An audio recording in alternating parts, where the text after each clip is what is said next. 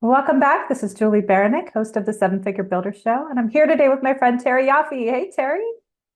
Hi, Julie. How are you today? I'm so excited to talk with you today. Thank you. Same here. I'm very honored, actually, to be here. Oh, thank you. And I am as well, because you are one of the top executive coaches in New York. I know got an award recently, and also the fabulous host of the Extraordinary Work podcast in the top 2% we were just Yes, chatting about, which is a big accomplishment. absolutely.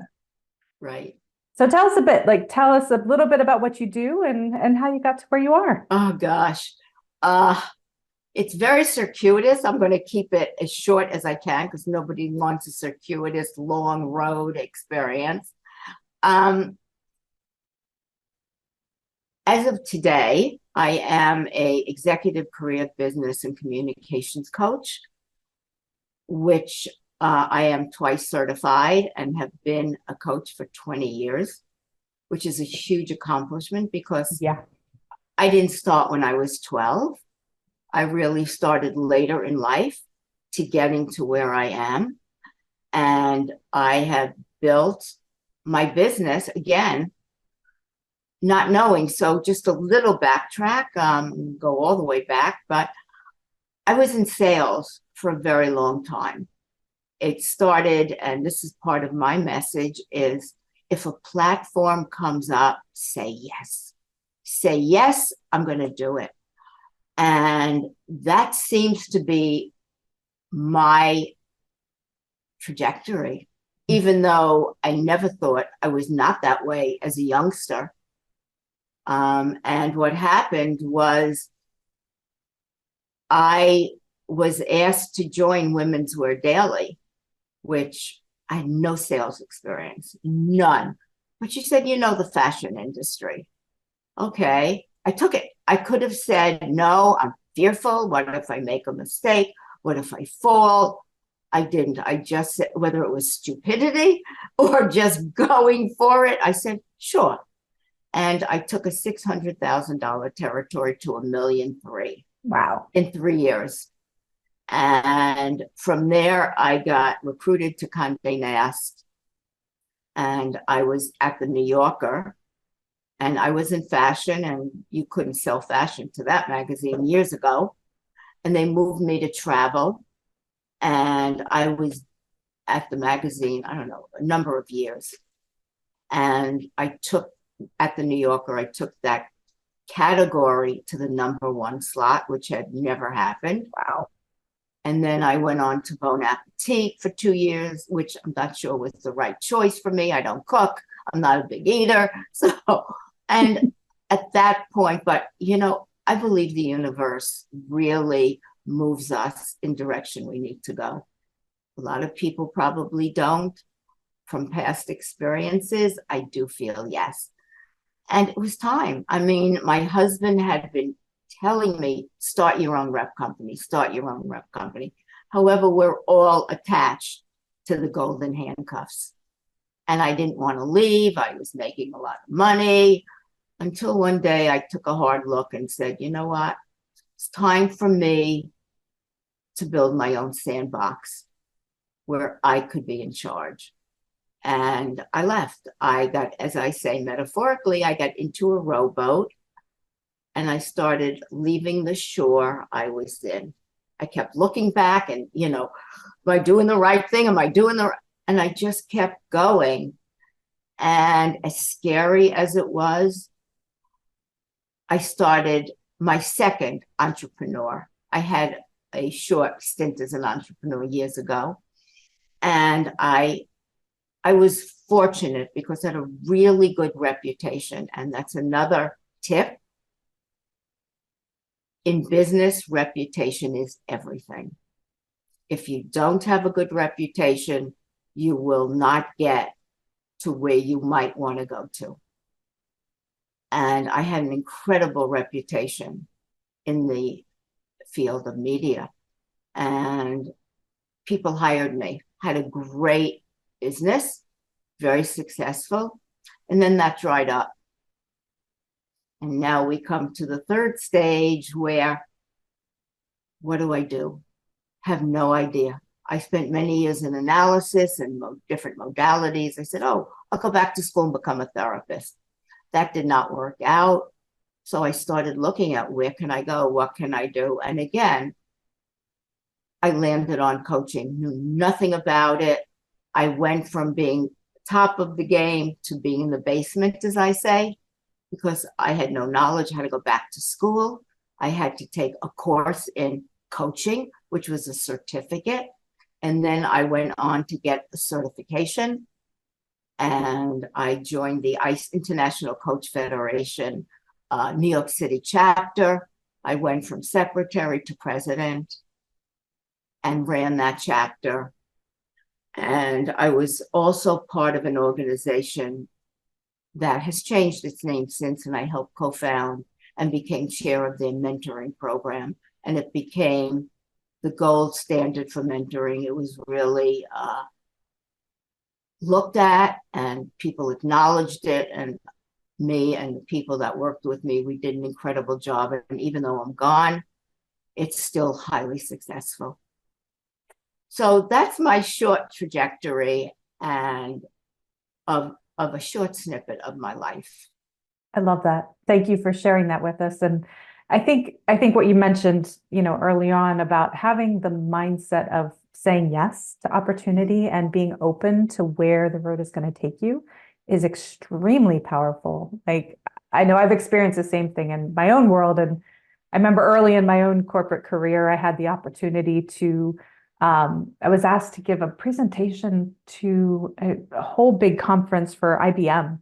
And I was busy at the time. And looking back, I'm like, I should have taken it, right? Like, whatever it meant, it didn't really matter. But Right. just as opportunities, like, and it shifted my own personal mentality at that point of like, when those opportunities arise, whatever they are, take them, right? Like, just take that jump and that leap of faith to really see where that can take you in your career, right?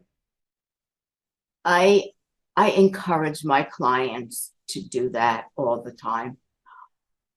And I don't know where this came from. I didn't grow up in a household of, my mother had different jobs, but she was always in the same field. My father worked. Nobody went out on their own. Well, my father had his own business, but nobody jumped at being an entrepreneur, so to speak, or do any of what I've done. I somehow stopped playing it safe. And I don't know when that happened. I guess it was always in me because at a very young age, I was engaged and I was getting married and he broke it off. I was devastated. And I don't know, within a month and a half, I took my money. I was off to Europe for the summer. I don't know, as I went along, and I got fired numerous times. And I knew I had to get back up. And I did whatever it took to make money. I did some real estate. I did some HR work. I did some market. Whatever door opened, I went into it. I didn't care. So Absolutely. I think there are lessons in throwing caution to the wind, so to speak. Now, if somebody says jump off a bridge, I wouldn't say exactly sure. But you never know where the path is going to lead. If I didn't do any of the things I said yes to, the trajectory of my life would not be here sitting and talking to you. Absolutely. The other thing I hear is it's not always rosy, right? Like, there are many points where it can be humbling. It can be, knock you on your tail, and you have to make those decisions to move forward, right? Of course, my passion is creating change, and that's never easy. And I have changed numerous times who I am within myself by working on myself and my careers. When I looked at a crystal ball years ago, would anyone have told me I've been a successful salesperson? I would have started a coaching practice, and 2.25 years ago, start a podcast. it's like every time I start something new, my husband's eyes roll. And I was like, oh gosh, now what? But there's something to be said for doing it.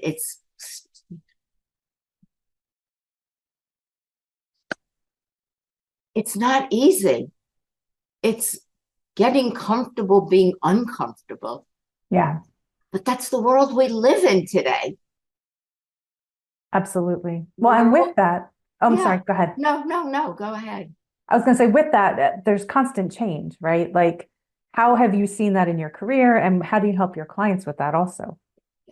I did a blog called Dancing on Shifting Sands, and it was never more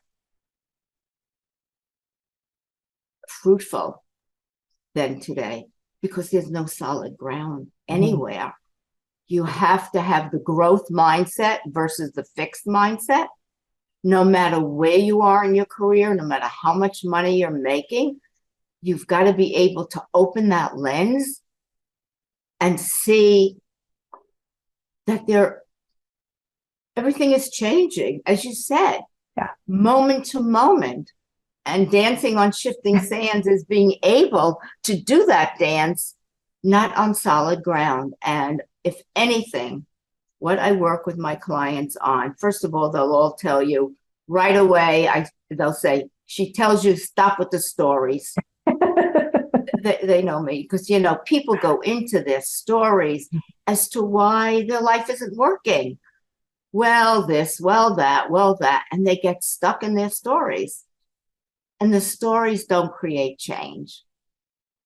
They've got to give up the stories and look at what's really underneath. And having spent so many years in analysis and different modalities, I really help clients turn their eyes inward and to really look at what's going on. Where's the fear? Because that's what's there. Yeah. I don't care how many stories, I don't care. Well, it's this. Well, it's that. Well, doesn't help. I really make them, as one client said, she holds a mirror up so you can't move away from it. Yeah. You've really got to look at. And that's what I basically do with my clients because I feel I have walked in each of their shoes. I've been fired, I've been this, I've been that, I've been this.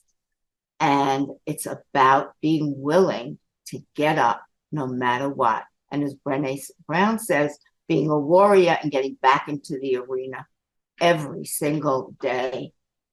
And I can't stress that enough for all of us, all of us.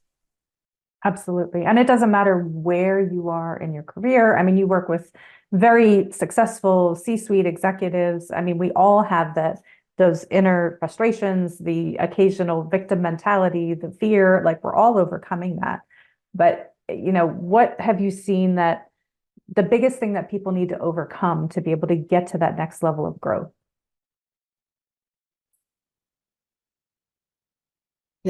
So really what holds people back is their trauma, their wounds. And as somebody on a podcast of mine said, the not good enough pandemic. Mm-hmm. That is in everybody. And that, unfortunately, is where it all is. And it's being willing to oppose the saboteur, if you will, to look at that and say, those are limiting beliefs. They're really not who I am. They're only things that I put together in my mind a long time ago. And that's what runs people. Maybe it sounds a little too therapy-ish, but, it's hard not to navigate that part of life so you can become successful, so you can become the best version of yourself. Absolutely. Yeah. And that's so many times we don't know what we're up against. I mean, like you'd say, it sounds so therapy, but it impacts all of the aspects of our lives, both personally, professionally, especially professionally, because it's the interpersonal relationships that you have with people, no matter where you are in the corporate world or entrepreneur or whatever you're working with, right? Yeah, I mean, to that extent, I had a client, a woman, that was on the carpet, not for her work. She did excellent work. Mhm. It was how she interacted with her staff and her team, and it wasn't going well. And she couldn't figure out what was going on. Absolutely. And So, yeah, no, go ahead, finish your thought. no, I'm done. I'm Well, I was done. going to say with that, the role of communication, what do you see that Mm. that impacts, either positively or negatively people in that role? One of my favorite subjects, because I do work with people on their communication skills. And most people do not know the power of communication. It is the number one skill that is most needed today. And I think people think about communication as opening their mouth and regurgitating, if you will, whatever comes out. They don't stop, they don't think. If you can't get your ideas across, or, you know, influence is a very big part of the business world, being able to influence people. You can't do that if your communication skills don't match how you communicate. It's, I do work with people on that a lot. I had a client that was so negative, so negative. She didn't even know it. I said to her, do you know that you're negative? She said, huh? What? No clue whatsoever. It was like a ton of bricks fell off her. No idea. Wow. Mm-mm. So communication is right up there in the front. You have to be able to communicate. As a leader, you have to be able to communicate and communicate in a way that's accepted. Today's world of leadership has changed drastically. Oh, yeah. You know, employees don't want the old line leadership. You know, listen to me, I'm telling you what to do, which it was. You just good little chattel and go do your thing. Yeah. And I would venture to say that your background in sales likely has helped you tremendously just to be able to help people with communication, right? Because that's what we do all day long in our interpersonal relationships. Sales helped me a lot develop my own communication. But I had spent a lot of my years on the stage in the fashion world. I did fashion shows. In other things, I was up there doing presentations. So I really had to hone in on my communication skills. And I think also it's imperative. And today, leaders need to understand that employees want a different type of culture. Yeah. And how do you suggest people navigate that? Because there's whole new generations coming up that have different expectations in the workplace than what we may have had or, other generations have had ahead of us. I think today's generation is almost forcing the issue for leaders to take a hard look at how are they leading. Do they have a open, caring culture, or is it toxic? Because today's younger generation don't want to be in that kind of environment. Years ago, when people stayed in a job, they swallowed hard and stayed. It's not that way. And being a servant leader and caring and being open and honest and kind and listening is what is wanted and needed. Bringing teams together that foster this type of environment.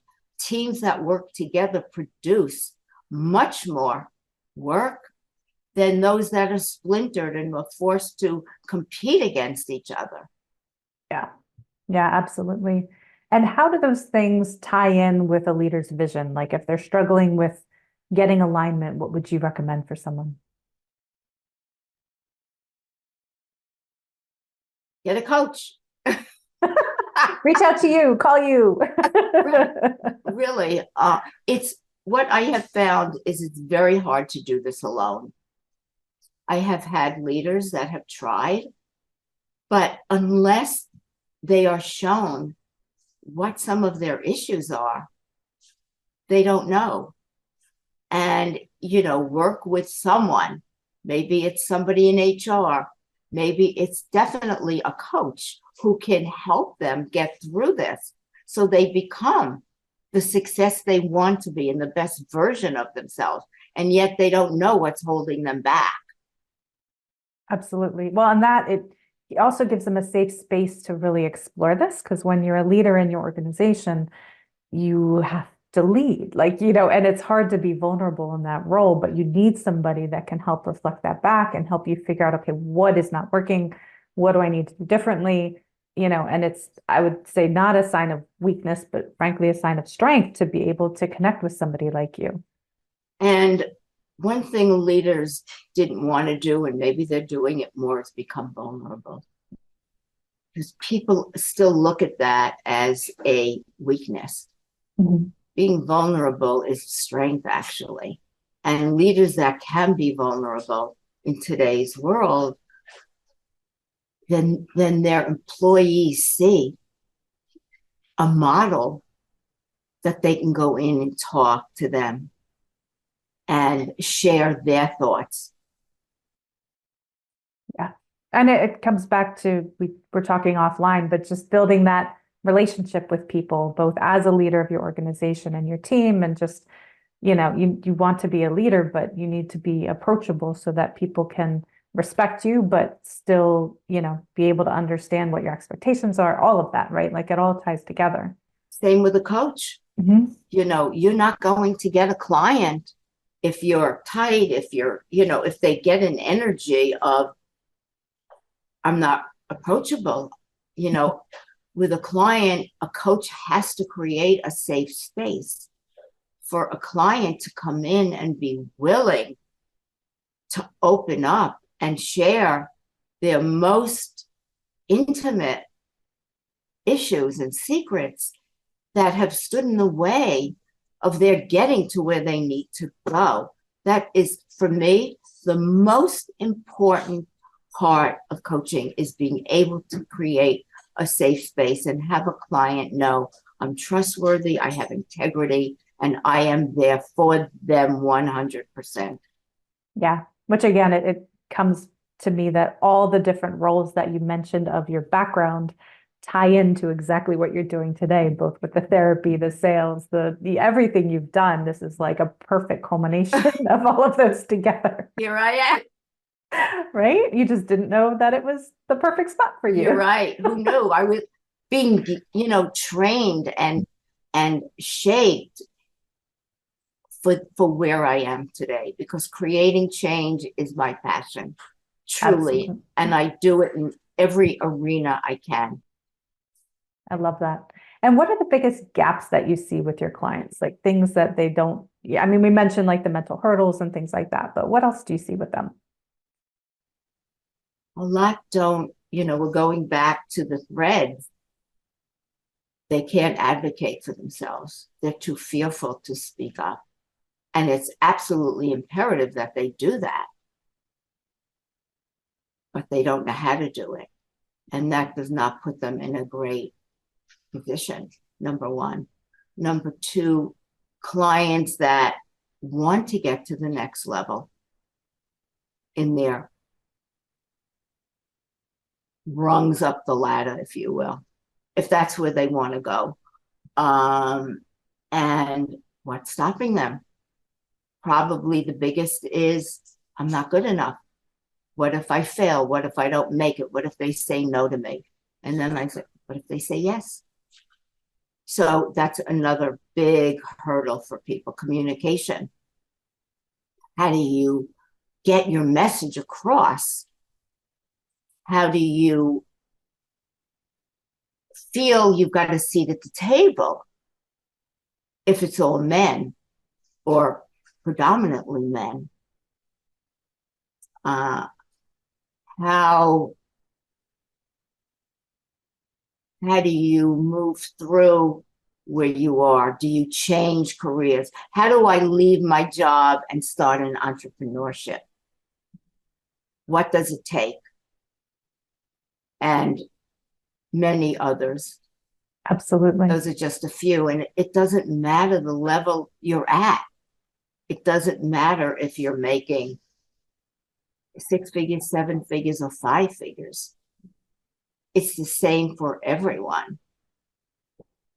These issues come up, these challenges. I never use the word weakness. To me, that's a word I will never use, because to me, it's broken. So challenges, and how do you meet them? Yeah. Yeah. Well, and at the root, we're all human. Like Exactly. we all have the same struggles. They just present different ways. Yes, absolutely. Yeah. So I'm curious, you work with a ton of very successful people. You've accomplished a ton yourself in all of your careers, but how do you define success? What does that look like to you? Oh, gosh. I have several levels of success. My first one is peace of mind. I did not have that for many, many years. To me, that is the most valuable asset, that I can go to sleep at night, that I can walk around feeling a peace of mind. And I think after that, it's, for me, success is helping people create change. That's very, very important. As you know, with my podcast, as a coach, I have a TV show, anything getting on a podcast.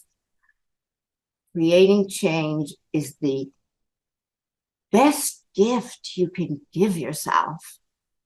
And what does it look like? Small. We're ordinary people doing extraordinary deeds. That's what it is. So the long and the short of it is helping people create change, and then having them go on to make an impact. Small way, big way, whatever. None of us are celebrities that can wave a magic wand and puff. Yes, but I would venture to say you have way more massive impact than you probably think, based off of the people that you connect with, and then all of the people in their world that they are then impacting from there. So the change that you're creating has massive waves, way beyond yourself, which is really cool. That's my legacy. Yeah, really. 100%. And I'm curious, if you had the attention of the whole world for 5 minutes, what would you tell them? It's a big question. No, you know what? The one thing I haven't done is a TED Talk. There you go. That's next, right? I have to say, it would be, how do we create change in a very chaotic world, space? How do we become more human? I know this is big, and it's a bit of a dream, but how do we influence or be influencers in making an impact in life? And it can be tiny. It can be smiling at someone as they cross the street. You've made an impact. That would be what I would talk about for about 5 minutes. And, my podcast just got to 2% globally of all podcasts. And it's being able to interview people that have made an impact.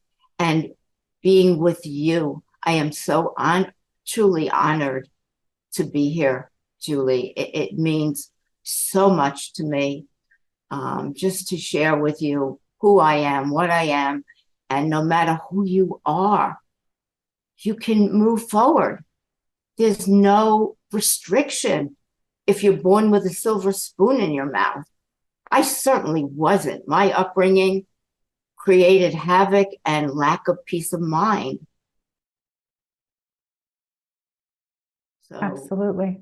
No, and it's so true that, it doesn't matter where we came from necessarily and the struggles that we have behind us and, how far our vision looks to be ahead of us. Those small incremental pieces of change that we can make every day will bring us in that direction. Like you can have such an impact in people's lives without even realizing it. So I agree 100%. that's the goal. That's the mission. I love that. And for people that are loving what they're hearing and thinking, okay, I need her help. How can they find you? Where can they find you? Where can they find the podcast? Tell us about it. Oh, okay. My website is trycoaching.com. And it is, the homepage is under redo. You can learn everything you want about me, my philosophy, and certainly my testimonials to see what people actually over 20 years have said about me and what they've gotten out of it.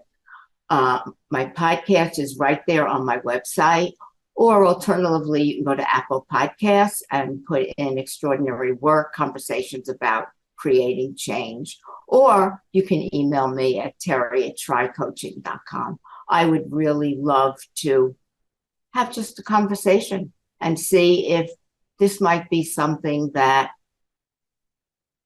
we can partner on, whatever it is.